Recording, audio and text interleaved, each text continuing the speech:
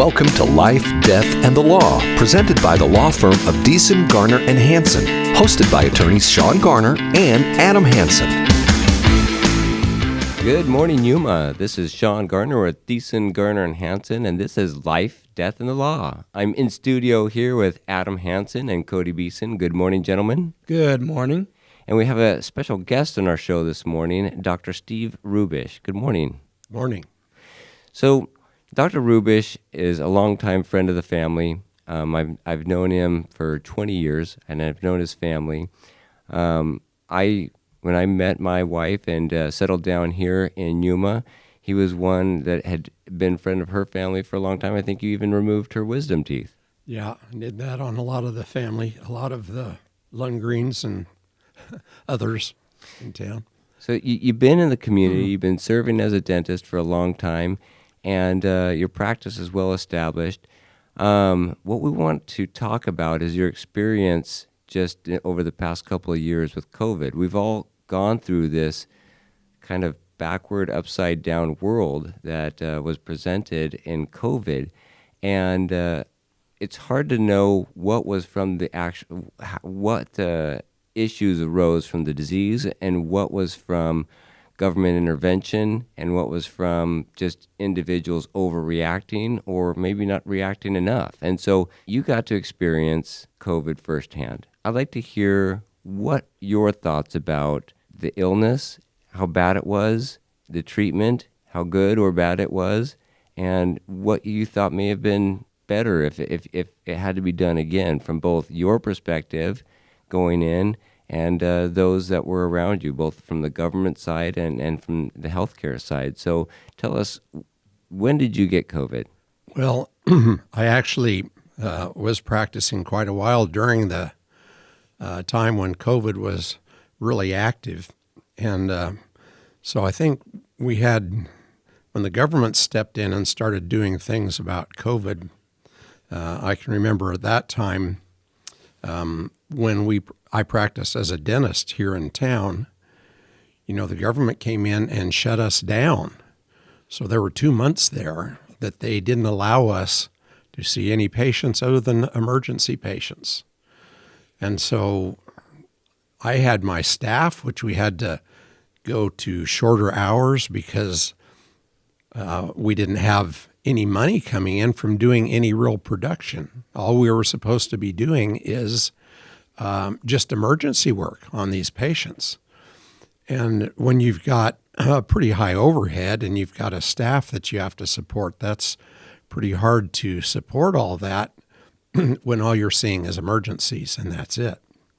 And I have a brother who's a dentist as well up in Utah, and I talked to him about, well, how did this affect you? And he said, well, we weren't supposed to see any patients, but in his case, he said that if patients came in with a broken tooth or a toothache, then he would do the crown on them or he would do the root canal or whatever they needed.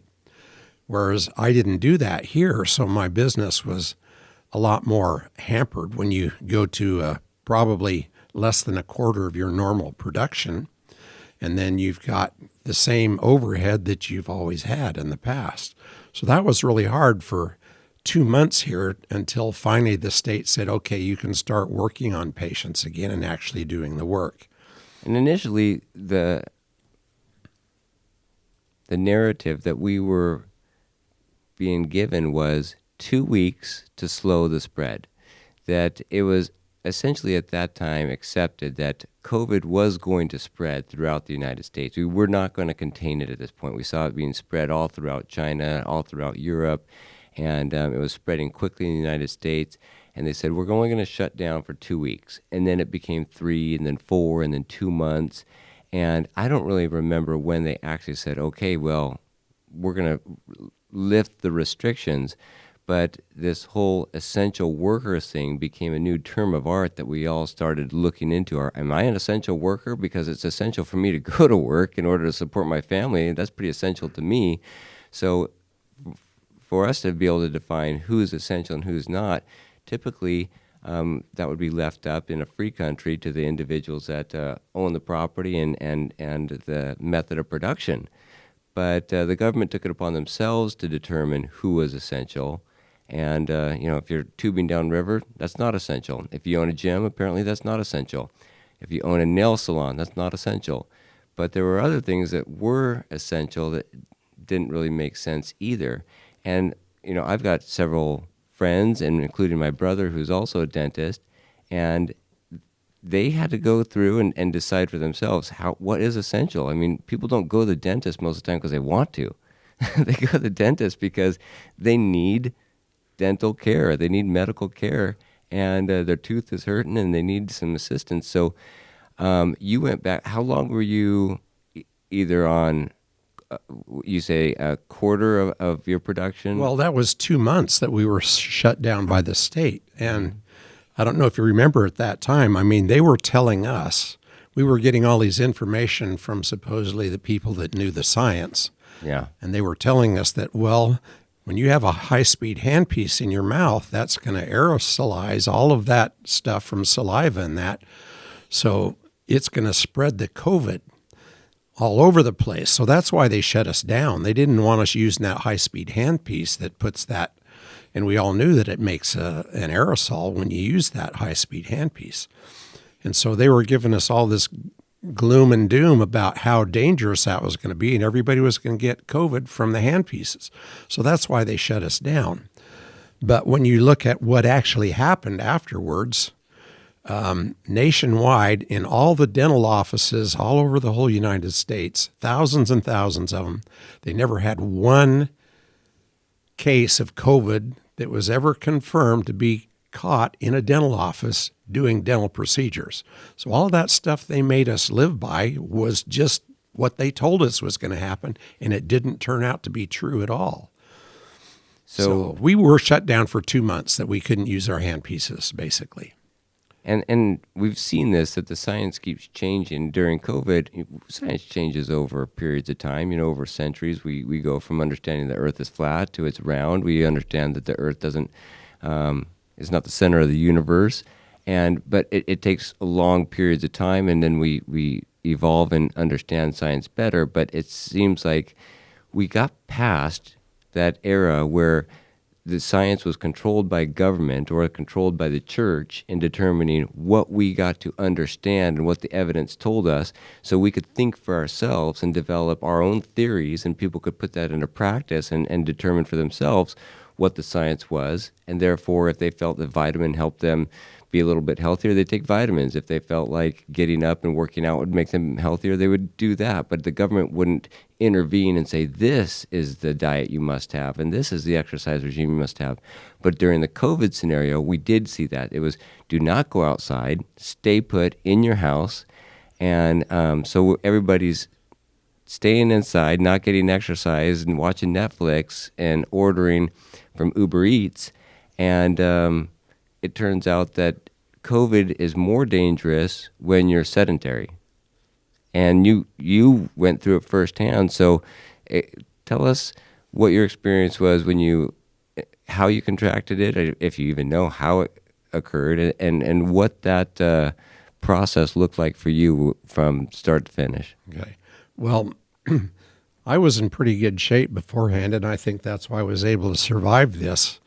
I had some other friends that we used to ride bikes in the morning, and I'd go out at 15 after 5, and we'd ride till when I'd get back home at 7 o'clock, and we did 20 to 25 miles 4 to 5 days a week. And so I was in pretty good shape as far as doing that. But and I think that helped a lot with me. I had a time when I went to visit over Christmas, and this was I think probably in 2021 is when a lot of this big push as far as doing all this stuff, and when we all had to be mandated to wear masks all the time and all of that, the first part of 2021, and I went back to visit with my family. A lot of them lived back in Arkansas before Christmas of 2021. And when I was back there, I guess someone in my family group had COVID, and they spread it around all of us when we were back there visiting for Christmas. So it was just a family gathering. Yeah, it was a family gathering. back there. At least I think it was that, because we had gone to a big resort called Big Cedar back there, just south of Branson. And so it might have been while we were at that place as well. I don't know. But anyway, some other members of my family had come down with COVID, and I didn't really feel like I was symptomatic, but I went and got tested, and they said that I was positive for COVID. So when I got back to Yuma from Arkansas, I went to a doctor's office over by the hospital, and this was on about the 3rd of January of 2022. And I wanted to get one of the antibody infusions, which I'd heard is very beneficial to be able to fight COVID, where they take antibodies from people who've had it, and then they put that into your system to give you the antibodies that they developed. And when I went in there, they did a test of your oxygenation of your blood, which they call pulse oximetry, and I was only at like 84%. And normally your oxygenation level will be 95 to 98%. So they said, well, that's too low. We can't even give you this infusion. And so they wanted me to go over to the hospital right then and there. And I drove to their office. It was across the street from the hospital. And they didn't want me to even get up. And I said, listen, I can walk across the street if you want me to go to the hospital. They had to bring the people over, pull out a gurney and put me on the gurney and carry me across the street, which of course cost $5,000 to $7,000 just to go across the street to the hospital. And then I'm in the emergency room over there, and that's when I started my treatment for COVID, is from that time on. So they basically put you on to start out with a mask, and then they force a lot of oxygen into your system. I was breathing probably 20 liters a minute of oxygen that they're having you breathe, and that's pure oxygen. Whereas our normal room air has 20 to 24% oxygen, somewhere around there. But this is using their 100% oxygen that they're having you do to try to get your oxygen levels in your body back up. And so that's the main thing that they were trying to do. And I was in the hospital during that time, laying in the bed and having these different masks that they put on to be able to force you to breathe this oxygen. And when you're in bed and laying there, I'm thinking, well, gosh, if you're sitting here, what's happening to all your muscles that you're not using? They're atrophying the whole time. And so I was trying to get the nurses to let me get up out of bed and go use the restroom. And they wouldn't allow that. And I said, well, why not? I can walk. Oh, no, we're afraid you might fall down. And it's not exactly like just going to the restroom. We consider on a daily basis to be really an exercise. That's not something that's going to really help our cardiovascular, but it does in the sense where you're just laying in bed all day. You got to get up and do something. We know that astronauts, they go up into space, they have to do some exercises, otherwise they have heart issues, they have lung issues, and they have much muscle atrophy. Yeah. So you've got to get up in general and exercise, but just even to get up to go to the bathroom would at least maintain some type of muscle tone, and it would seem like it would help with the breathing exercises, to breathe on your own and to be able to determine if you can maintain a stable oxygen level, making it from your bed to 10 feet away to the bathroom. Well, the doctors all know that, if you don't use muscles, that they start that atrophy process almost immediately. I mean, the doctors know that if you have an injury, and let's say you have an injury, and a lot of times this happens with back injuries, and the nerves that supply the muscles in your legs, they might be pinched in that injury, and you lose motor control of the muscles in your legs. And so they immediately start atrophying. So what they will do to counteract that is they'll put electrical stimulators on those muscles to cause them to contract on their own. And so they can do that so that the muscles will actually work. But if you don't have a nervous control to those muscles, they are eventually going to atrophy, and you're going to lose the use of those muscles. Now, the biggest concern, from what I understand, is the effect that it's having on your lungs initially. That's the primary concern. So obviously when we're getting up and being physically active, we're working out our lungs. And if you're not able to get up on your own, then your lungs are one of the things that are really not being exercised. And I don't know if they atrophy. Would you classify it as an atrophying of the lungs, or is it just not using them as much doesn't compel them to work at their full potential? Well, and I think that's a lot of it. I know when I was riding the bike all the time, and you have to use your lungs a lot. If you don't breathe right, well, then you just basically you can't keep going on. And people know that when they run and they get real tired, then you stop and you start panting and you do more, bring more oxygen into your lungs to be able to do that. But when you're laying there in bed, you don't really have that chance to do that. And the interesting thing is that I found out later when I started working with a pulmonologist that they took x-rays of my lungs, and the upper 20% of my lungs, I had lost all the alveoli, which are the small little, they're the areas where the oxygen is transferred into your blood vessels. All those little fine blood vessels are in those alveoli. And all those alveoli just disappeared in that upper 20% of my lung on either side. Which kind of makes sense. You don't use it, you lose it. No, and that works with anything. That's what happened. And so I just have big air cells up there. And I asked him, well, is this ever going to come back? And he said, well, we don't really know. Right now, we haven't seen anything that says that it does come back. So in the Hippocratic Oath, the first rule is, above all else, do no harm. Yeah. And so we know that harm is occurring, but we don't know if it's actually going to get better or if the cure is actually worse than the disease itself. We have to take a break. This is 560 AM KBLU, Life, Death, and the Law.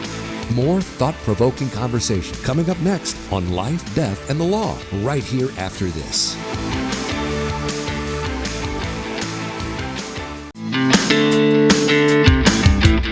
You're listening to Life, Death, and the Law, presented by Deason, Garner, and Hansen, the law firm that has been voted Yuma's best 6 years in a row. Welcome back, Yuma. This is 560 AM KBLU, Life, Death, and the Law. I'm Shawn Garner in studio. We're here with Adam Hansen, Cody Beeson, and our guest, Dr. Stephen Rubish. He's explaining his experience with COVID, and many of you may be thinking, well, why are we still talking about COVID? Are we beating a dead horse? Is this something that is just so talked about and overanalyzed that we just need to move on? I think it's a really important issue to discuss still, because we know that the virus is mutating, and there are going to be waves of it coming through again, and we're still being faced with the question to vaccine or not vaccine. And so this question is to what method of treatment do we use to have the best possibility of making it through the disease or the virus with the best chance of success is really important. It's just as important today as it was from the beginning. The difference is we know a lot more today than we did initially.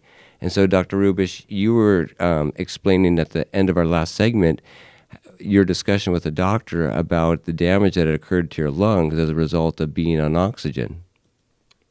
Yes, well, that's, I don't know whether it's that or the fact that the COVID virus itself causes some of that damage to the lungs. We don't really know that. I mean, there are so many other things that happens during that time. Your body is used to getting up and moving around, and when it doesn't, the other thing that happens is you start developing more arterial plaques and other things like that, which form. And I had a situation where when I was working with the pulmonologist, they check your circulation to different parts of your body. So, you know how you get your blood pressure tested, and they put the cuff around your arm. Well, they put the cuffs around both of my arms to see whether there's a difference in one side or the other. Then they also do it in your legs. And what they found in my case, that my left leg had a lot lower blood pressure than what I had in my right leg. So then when they did an MRI, they saw that I was developing plaques down the vessels on my left leg. So I ended up having to go and have them do a procedure where they go in there and they just basically go into the vessels and clean out all that stuff down in the blood vessel. That sounds like a pretty intrusive procedure. Well, it is. They kind of put you out for that, and then they make an incision up there and then run this catheter down into your leg that does all that, and then it sucks up the stuff that they're taking out of there. But that was something that I had done on my left leg, and then when we checked it afterwards, then the blood pressures in both legs were the same. But during that time, the blood supply on my left leg was short enough that or decreased enough that I started having my big toe on my left foot starting to turn black. And they call that COVID toe.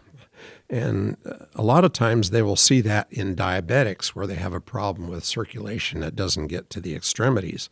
So they were asking me if I was diabetic. I said, no, I'm not diabetic. So it didn't have anything to do with diabetes, but it had to do with the blood flow and the decrease of it on that one side. And in retrospect, could that have been prevented if you were to go through that again? What would you do, if anything, to prevent that COVID toe that you ended up with? Well, and I think a lot of that was the fact that I was sedentary and not moving around. So who knows, whether that was something that was caused by that or not. But anyway, it ended up going to a stage where my big toe on my left foot just turned completely black. Then I got gangrene in that toe, and then they had to amputate the big toe on my left foot. So that was all from this same thing. Wow. So I don't have a big toe on my left foot. And they wanted to take the other toe, which had started to turn black. But I said, no, it's still on there. I think it's coming back. And it did come back. And so I still have the other toe. But so in retrospect, if you were to go through and get diagnosed the way you were before, what would you have done differently? And do you think if you had acted differently or known what you know now, would you still have your big toe? Well, I think I probably would still have my big toe now. I mean, you can look at this after the fact and wish about what you had done, and whatever else. But I was in the hospital here in Yuma from that January 3rd or 4th, all the way through January, all the way through February. And then when we got into March, the doctors, who my kids have been calling to try to figure out, what condition was I in, and the doctors told them just after the first week in March, they said, well, if you want to see him alive, you better come down here to see him because we don't think he's going to last more than another 5 days to a week or so. And so my kids all started coming down to see me. And when they were down here to see me, I told them, listen, they haven't done one bit of physical therapy or anything the whole time I've been in here, which is, 2.5 months now. And if I stay here in this condition, I am going to be dead. And so I had asked them to try to get me transferred out of the hospital here. And before I went into the hospital for COVID, the year before, my wife had passed away from a brain tumor. And we ended up taking her back to Arkansas after she was recovering from the surgery she had for that. And their hospital system treated her very well back there. So I told them, you take me back to Arkansas where all of you kids are around that you can watch me because I have nobody here. and nobody that's fighting for me in the hospital here. So when my kids talked to the doctors here about that, the doctors told them, well, you could have him sent back there to Arkansas, but then you're going to pay the cost to send him back there, and he's going to die anyway. So they were telling him they're better off just leaving me here and not worrying about going back there. And I told them, no, I want you to take me back there. So we checked with my insurance. The insurance wouldn't pay for me to be air flighted back to Arkansas. And Medicare wouldn't pay for it. And so the only way I was going to be able to get there is if I had to pay for it myself. So I told my kids, you take the money out of my bank account and pay for me to be air flighted back there. So that's what they decided to do. So we set up with a hospital back in Arkansas to get me when I got there. But it cost me about $27,000 to be air flighted back to Arkansas. Now, what systems and medical equipment and knowledge do they have in Arkansas that they don't have here in Yuma, Arizona? I know that we don't have the Mayo Clinic, and we're not the pinnacle of leading research in the medical field, but we have a pretty good, well-funded hospital. So I don't understand why a hospital in Arkansas has better facility and better ability to assist you than here in Yuma. Well, and the thing was is that I knew from when I went back there, my wife ended up passing away back there, and I was visiting her in the hospital there when this happened.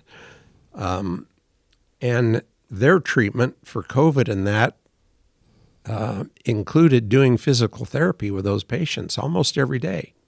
So I saw what they were doing with the patients, which was different from what they were doing here. And I knew that was going to be a benefit for me. And that's why I decided to go back there instead of staying here.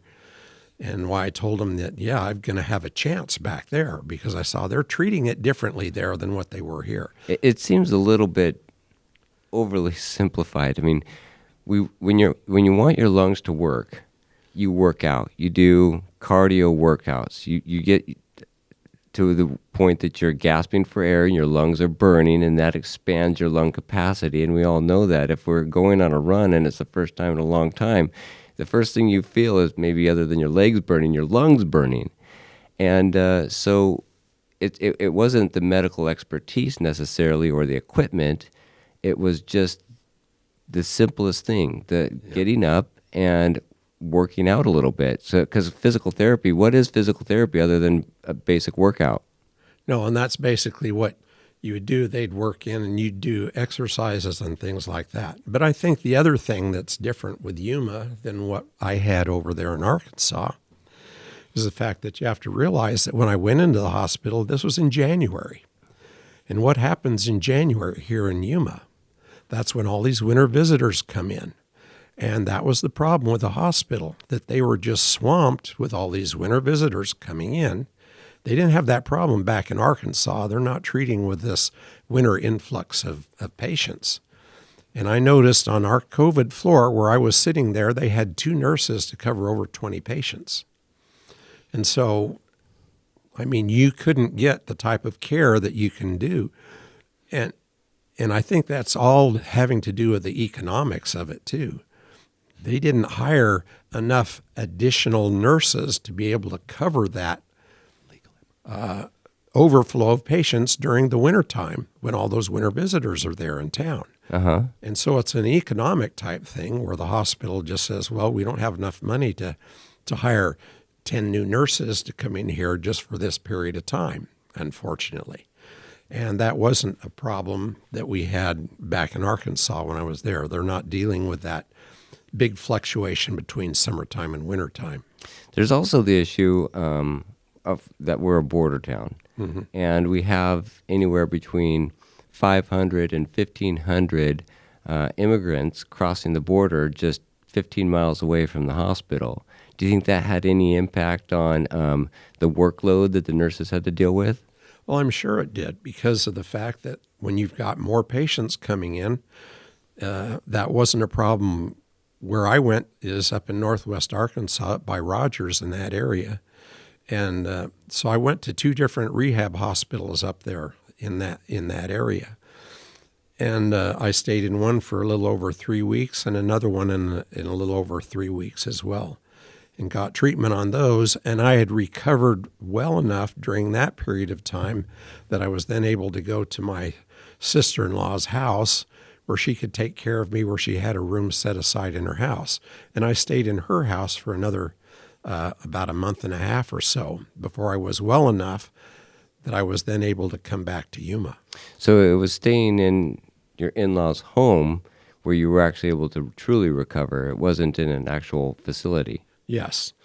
And I had, when I got it out of the hospital, I was on about 7 liters a minute of oxygen. So everywhere I had to go, I had to have an oxygen tank there with me. And they put me in a wheelchair originally because I was so weakened. When I left the Yuma hospital, I went in January weighing 212 pounds. And cycling 25 miles a day. Yeah, and that was before that. And I hadn't done a lot of cycling for the 6 months before that because that was because my wife was going through all that stuff with her brain tumor and that.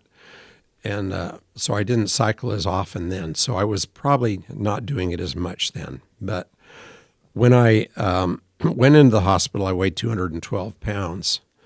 And when I left the hospital in the middle of March, I weighed less than 170 pounds. So I had lost, I probably would estimate 30% of my muscle mass throughout my whole body. And I looked at myself, I didn't even recognize my body anymore. I looked like I was a survivor from Auschwitz or one of these concentration camps.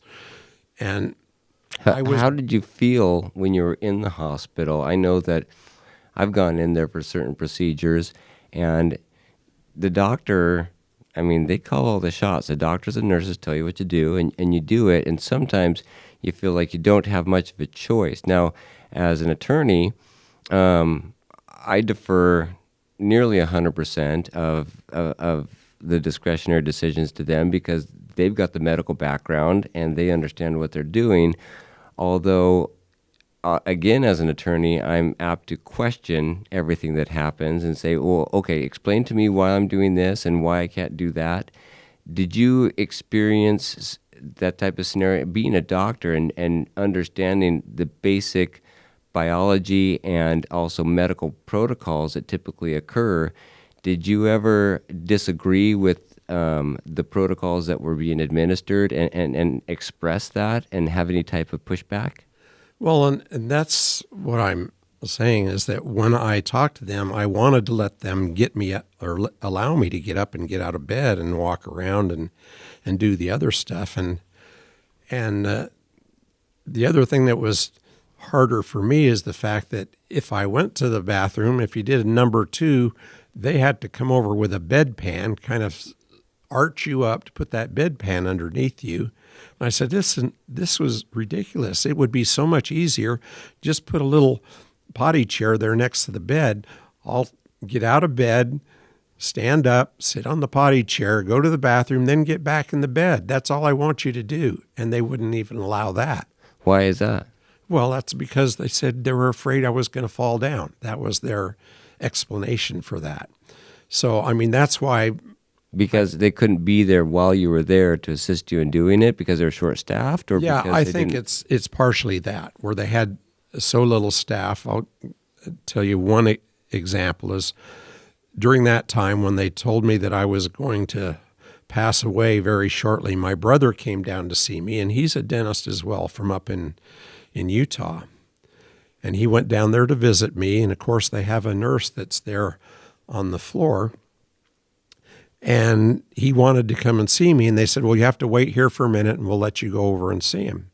And while I'm sitting there, this mask that I had on was uncomfortable, and so I was taking it off so I could get to breathe around the side of it.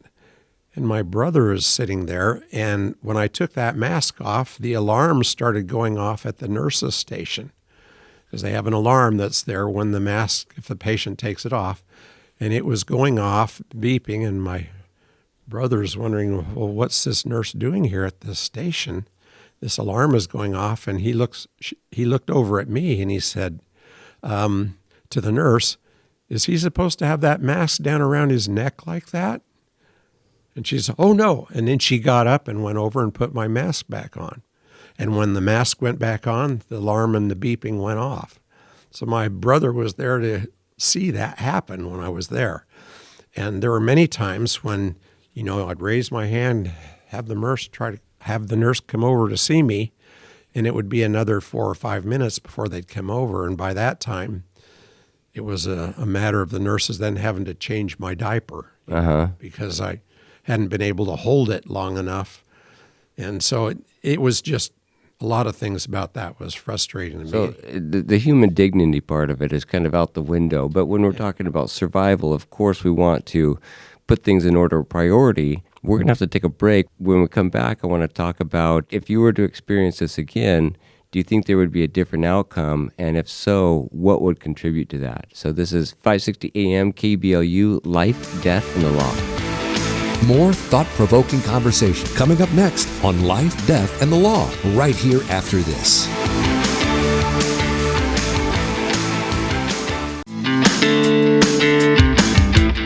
You're listening to Life, Death, and the Law, presented by Deason, Garner, and Hansen, the law firm that has been voted Yuma's best 6 years in a row. Welcome back. This is Life, Death, and the Law. I'm Shawn Garner with Deason, Garner, and Hansen, in studio with Adam Hansen, Cody Beeson, and our special guest, Dr. Stephen Rubish. He's explaining his experience with COVID. And take us back. You went into the hospital and were diagnosed with COVID in 2022 in January. So we'd already experienced about 2 years of dealing with COVID by the time that you were diagnosed and being treated. Go ahead and tell us about the treatment that you received. What was the outcome, and what would you do differently if you had to do it again?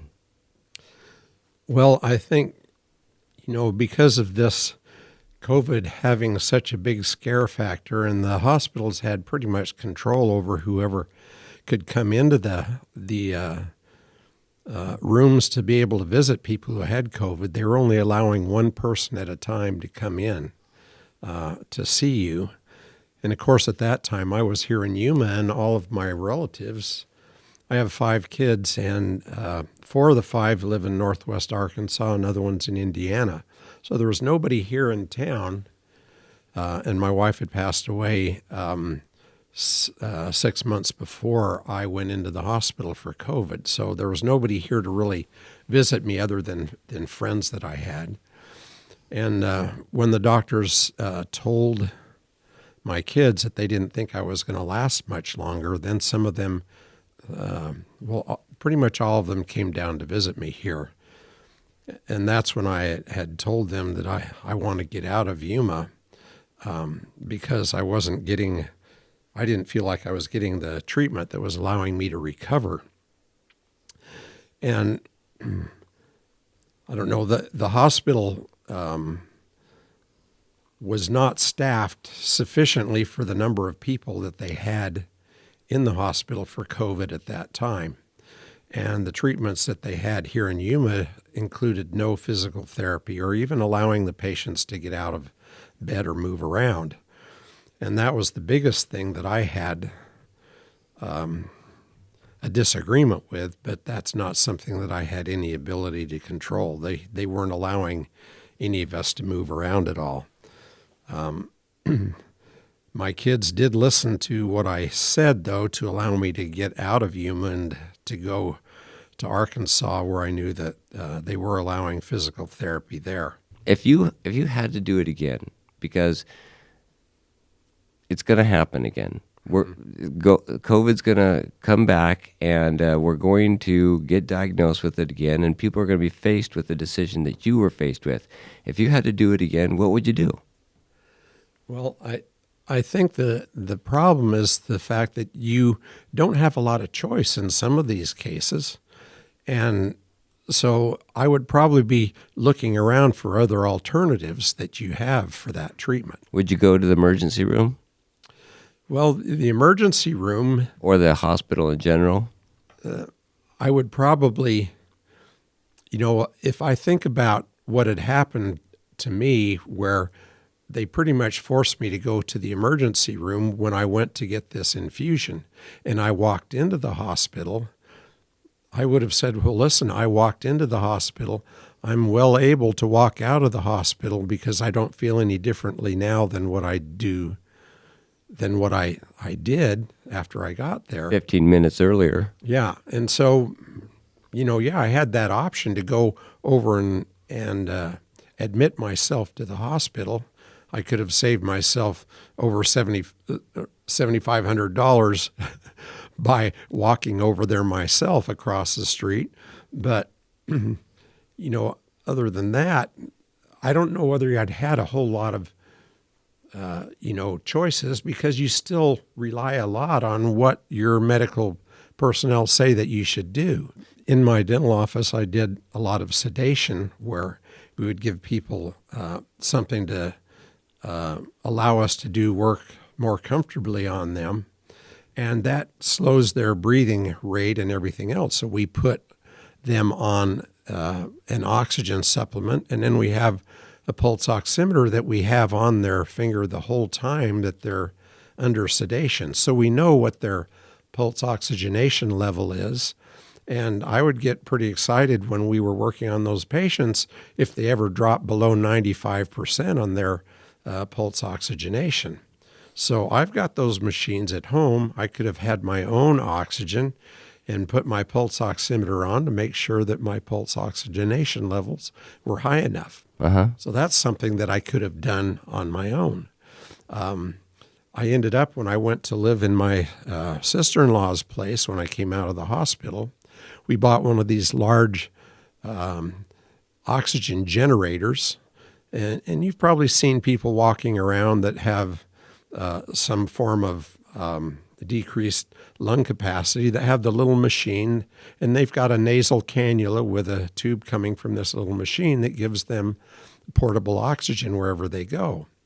So I had one of those portable machines that I used after I got out of the hospital, but I had a bigger one that we had in my sister-in-law's house, and I had about 150 feet of line from that going to my nasal cannula, so I could walk around the house anywhere I wanted to go and have that oxygen that I was breathing during that time. And so they were telling me pretty much that I was going to have to be on this oxygen for the rest of my life after the damage that I had sustained during that time. But I'll tell you that I started to go off of the oxygen on my own when I was walking around, and I'd wear my little pulse oximeter, and I was still staying about 94% or somewhere around there, which is acceptable. And so I gradually weaned myself off of using the constant oxygen. And even right now, what I do is I have one of those little oxygen generators, and I put the nasal cannula on, and I breathe that at night when I'm asleep. And that's partially because I have a little bit of sleep apnea, where sometimes I don't breathe constantly. But with that nasal cannula in there, it makes my oxygen levels high enough. And it has a little alarm that if I stop breathing through my nose, that alarm beeps, and it wakes me up again. And then I can start using it like what I'm supposed to.